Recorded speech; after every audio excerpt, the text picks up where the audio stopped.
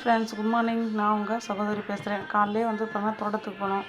மாங்காய் பிஞ்சுலாம் பார்த்தீங்கன்னா நிறைய விழுந்து போயிடுச்சு. இதெல்லாம் என்ன பண்ணுறது அப்படின்னு சொல்லிட்டு, சரி ஓகே மாங்காய் வத்தல் போடும், அது யூஸ் ஆகும் அப்படின்னு சொல்லிட்டு போனோம்.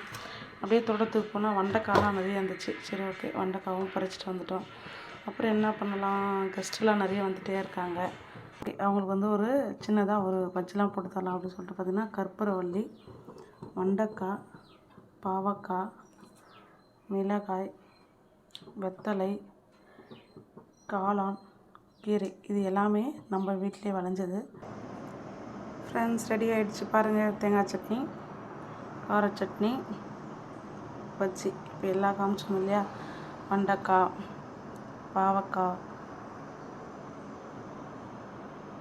பாருங்கள், வெத்தலை, கற்பூரவள்ளி, மஷ்ரூம் எல்லாத்தையும் போட்டாச்சு. ஓகேவா, அடுத்தது நெக்ஸ்ட் என்னென்னு பாருங்கள்.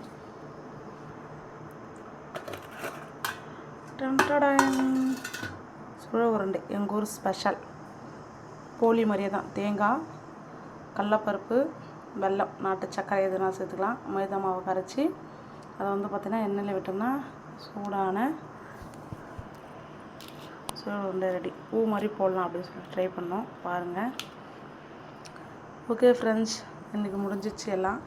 ஓகே பாருங்கள், ஷேர் பண்ணுங்கள், சப்ஸ்கிரைப் பண்ணுங்கள். தேங்க்யூ ஃப்ரெண்ட்ஸ், பாய்.